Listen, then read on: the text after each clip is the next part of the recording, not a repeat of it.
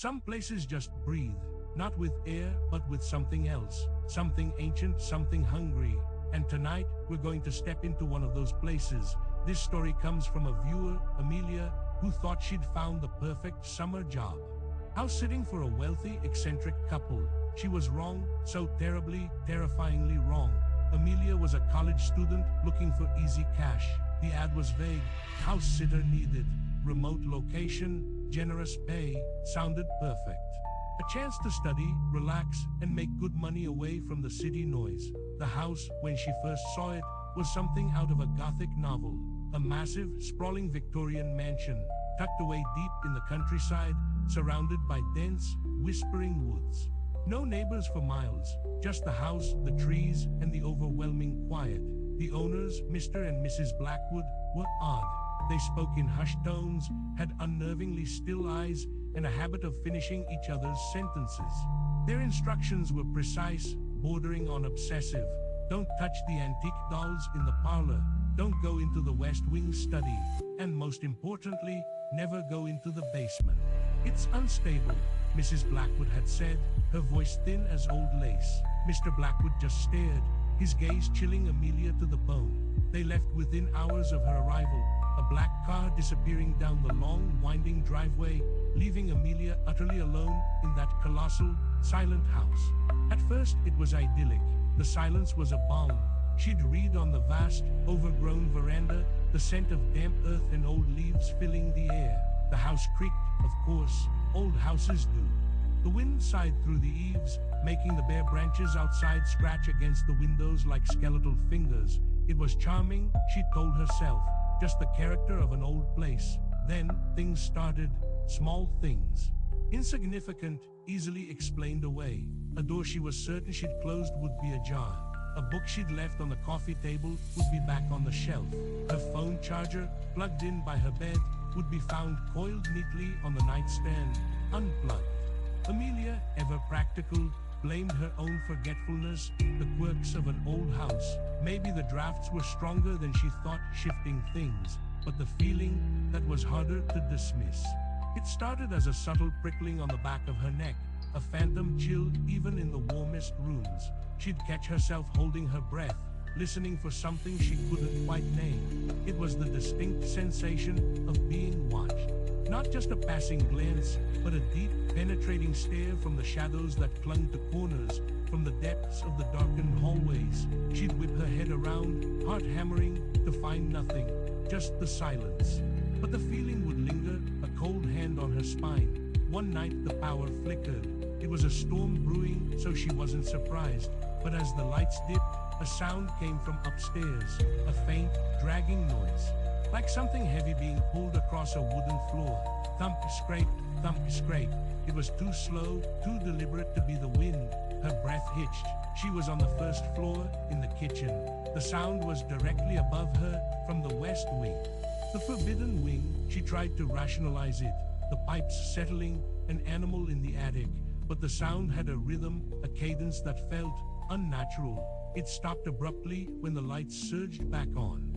Amelia stood frozen, listening, her ears straining against the renewed quiet. Nothing.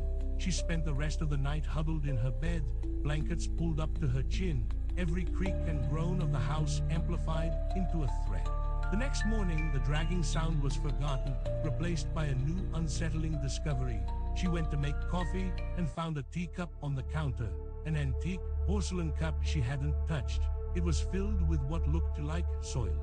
Damp black earth. A shiver ran through her. She was certain she hadn't brought any soil into the house. And why a teacup? She dumped it out, the earthy smell strangely cloying, and washed the cup, trying to convince herself it was some oddity left by the Blackwoods. But the incidents grew bolder. Whispers, faint, indistinct, but undeniably there, just at the edge of her hearing. Sometimes from the empty parlor, sometimes from the foot of the grand staircase. She'd pause her music, holding her breath, trying to decipher them, but they'd always fade before she could catch a word. Just a soft, sibilant rustling, like dry leaves scuttling across stone. Then came the footsteps, clear, heavy steps. Not always above her, sometimes next to her, in an adjacent room. She'd hear them approaching her bedroom door at night, slow and deliberate, then stopping. And she would lie there, eyes wide open in the dark, her heart a frantic drum against her ribs, waiting. Waiting for a knock that never came, for the handle to turn. But the presence was palpable, a heavy weight on the other side of the door, pressing against it. She could almost feel the cold seeping through the wood. One afternoon, she was in the library, attempting to focus on her textbook. A sudden sharp crack echoed from the hallway. It sounded like glass. She jumped, heart leaping into her throat, and peered out. Nothing. But when she walked past the parlor, she noticed it. One of the antique dolls, a porcelain figure with unnervingly realistic eyes, had fallen from its shelf. Its delicate head was shattered against the polished wooden floor, revealing a hollow interior. But what truly made her stomach clench was the position of its remaining hand. It was pointing directly at the closed door of the West Wing study. That was it. The line had been crossed. This wasn't just an old house settling or her imagination. Something was in this house. Something that was aware of her, that was playing with her, toying with her fear. The West Wing study, that forbidden room. Curiosity, mixed with a growing, icy dread, began to gnaw at her. What was in there? What were the Blackwoods hiding? And what did it have to do with the things happening to her? She spent a day in a state of heightened paranoia, every shadow a potential threat, every sound a sinister message. By evening, the oppressive atmosphere of the house had become unbearable. The silence was no longer peaceful. It was a heavy, suffocating blanket holding its breath. She knew she had to leave. But as she packed her small bag, the thought nagged at her. What if it followed her? What if leaving this house meant carrying a piece of its darkness with her? And what if she was already trapped? A decision solidified in her mind, born of pure primal fear. She couldn't leave without knowing. She couldn't walk away from this without understanding what she was leaving behind, what she was escaping from. She had to see the West Wing study. She had to know what was in there. Armed with her phone, its flashlight beam a pathetic shield against the encroaching darkness, Amelia crept towards the forbidden part of the house. Each step on the old floorboards was a loud groan, announcing her presence. The air grew colder as she approached the West Wing. A distinct, earthy smell, like that soil in the teacup, intensified. It was mixed with something else, something metallic and faintly sweet, like old blood and decay. Her stomach churned. The study door was a dark, heavy oak, unadorned. No lock was visible. She reached out, her hand trembling, and pushed. The door swung inward with a long, drawn-out groan, revealing absolute blackness. The flashlight beam cut through it, illuminating a scene that made her gasp, a choked sound that died in her throat. The room wasn't a study at all. It was a ritual space. The walls were covered in faded, peeling wallpaper, but beneath it, strange symbols were crudely drawn in what looked like dried mud or something worse. In the center of the room, on a circular rug, stood a small wooden table. And on the table, surrounded by lit candles that cast flickering, dancing shadows, was a collection of objects: a rusted hunting knife, a lock of dark hair, and a small crude doll, fashioned from sticks and fabric, its head covered in the same dry, dark earth she'd found in the teacup. Its eyes were two small, red beads, staring directly at her. But it was what lay beneath the table that truly broke her. The floorboards were loose there, as if recently disturbed, and poking out from under the edge of the rug, partially hidden by a scattered pile of decaying leaves, was a small, pale human bone. A finger bone. Amelia's breath hitched again, turning into a silent scream. She backed away slowly, her eyes wide, locked on the horrifying tableau. The air grew heavy, thick with the smell of decay and something else, a presence. She could feel it now, not just watching, but surrounding her. A cold, hungry malevolence that made every hair on her body stand on end. The whispers returned, louder this time, swirling around her head. A guttural, ancient language she couldn't understand, yet its meaning was terrifyingly clear.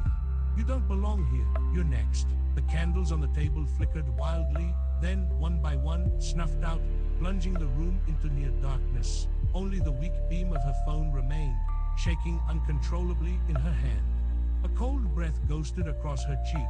The stick doll on the table seemed to shift, its beady red eyes gleaming in the dim light. She felt a touch, icy and skeletal, on her ankle. That was all it took. Every instinct screamed at her to run. She turned and fled, not caring about the noise, not caring about anything, but escaping that suffocating room, that malevolent presence. She scrambled down the stairs, tripping once, skinning her knee, but ignoring the pain.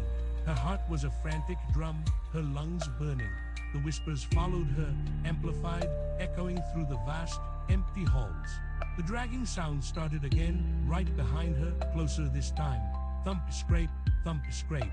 She burst out of the front door, gasping for air, the cool night wind a shock to her burning skin. She didn't look back. She ran across the sprawling, overgrown lawn, her bare feet pounding on the damp grass, towards her car. The engine turned over on the third try, roaring to life like a promise of salvation. She slammed the car into reverse, tires spinning in the gravel, and sped down the long, winding driveway, away from the monstrosity of the Blackwood mansion. She never stopped. She drove for hours, not even knowing where she was going, just putting as much distance as possible between herself and that house. She called the police later, from a gas station payphone in a town she didn't recognize. They investigated, of course. They found the house abandoned, just as she'd described. But when they checked the West Wing study, it was empty, pristine. No rituals, no soil, no bones, no crude dolls. Just an old, dusty room. The Blackwoods were never found. They seemed to have vanished without a trace, leaving only the legend of their bizarre house behind. Amelia never took another house-sitting job. She moved back home, dropped out of college, and has never been the same. The cold feeling never entirely left her. Sometimes, in the dead of night, she still hears the faint thump scrape of something dragging itself across a floor that isn't there. She smells the damp earth, the metallic tang of decay, and occasionally she catches a glimpse in her peripheral vision, a pair of small, beady red eyes watching her from the shadows. She knows what she saw. She knows what was in that house. And she knows, deep down, that the Blackwoods weren't just eccentric old people. They were keepers, and whatever they kept in that house, whatever unspeakable thing they appeased, it wasn't satisfied when she ran. It just went quiet, waiting. Always waiting, and sometimes Amelia wonders, in the darkest hours of the night, if it didn't just stay in the house at all. If perhaps a tiny piece of it, a fragment of its ancient, hungry malice, didn't latch onto her, riding in the passenger seat all the way home. What do you think? Is she just traumatized? Or did something truly follow her out of the Blackwood mansion? And what if, just what if, it's still out there, looking for a new host, a new home, to breathe in?